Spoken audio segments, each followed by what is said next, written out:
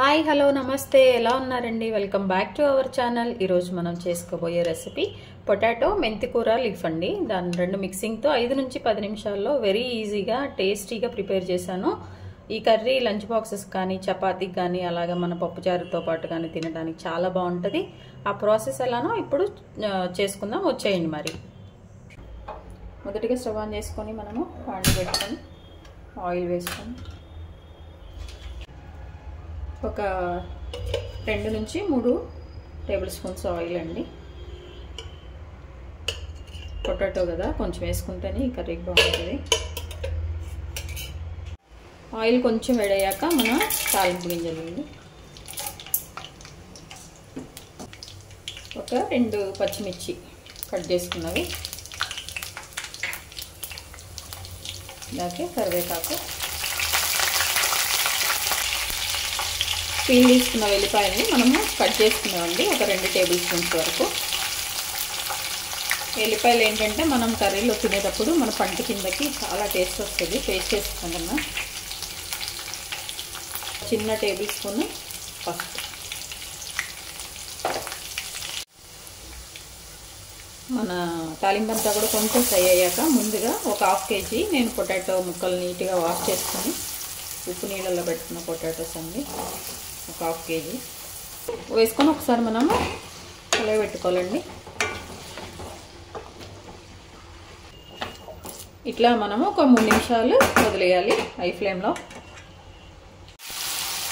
ఇట్లా 3 నిమిషాల తర్వాత మనము కలుపుకోవాలండి ఎందుకంటే పొటాటో ఉడికినే మాడిపోతే అడుగంటుతూ ఉంటాయి కాబట్టి ఇప్పటి నుంచి మనం కొంచెం కలుపుకుంటూ ఈ కర్రీ ప్రిపేర్ చేసుకోవాలి ఈ 3 నిమిషాల తర్వాత మనము ఒక్కసారి మంచిగా కలిపేసి మూత పెట్టేసి ఒక 2 నుంచి 3 నిమిషాలు మనము వేయించుకుందాము ఇప్పుడు మీడియం ఫ్లేమ్లో పెట్టుకోవాలి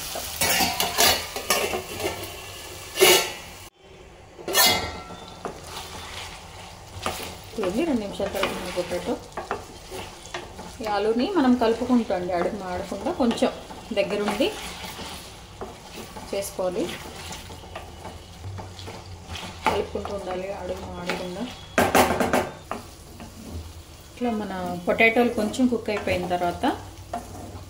ఒక 50% 60% కుక్ అయిన తర్వాత మనము ఈ కర్రీ కోసమని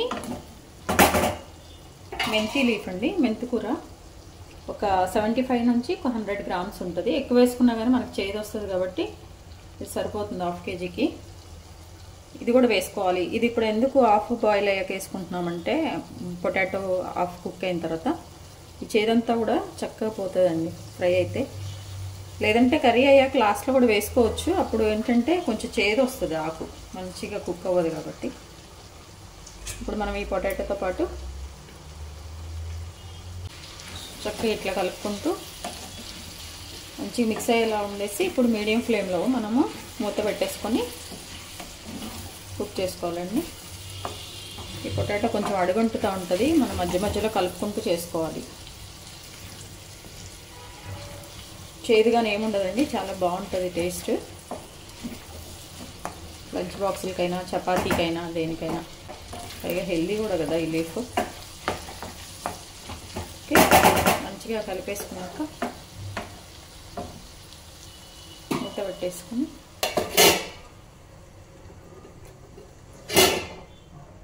ఒక 2-3 నిమిషాలు కుక్ చేద్దాం మంచిగా కుక్ అయిపోతుందండి ఈ మెంతు ఆకు కూడా మంచిగా ఫ్రై అయిపోయి మంచి స్మెల్ వస్తుంది ఇప్పుడు కొంచెం మీడియం ఫ్లేమ్ మీద పెట్టేసుకొని మంచిగా ఇట్లా కలుపుకుంటా ఉండండి ఇప్పుడు ఒక టేబుల్ స్పూన్ కారం అండి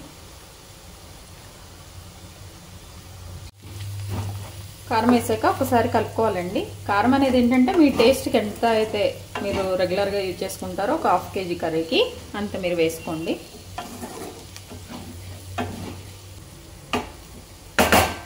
రుచికి సరిపడినంత ఉప్పు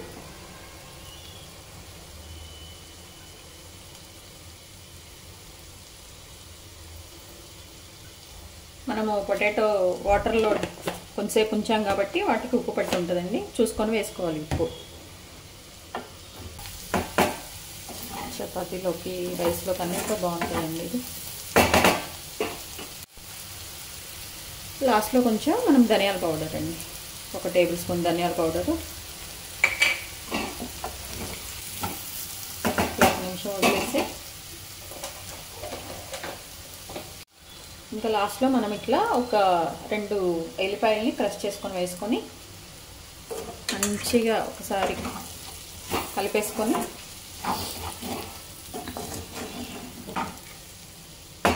స్టవ్ ఆఫ్ చేసుకోవటం అండి. మన మెంతికూర పొటాటో రెడీ అయిపోయింది.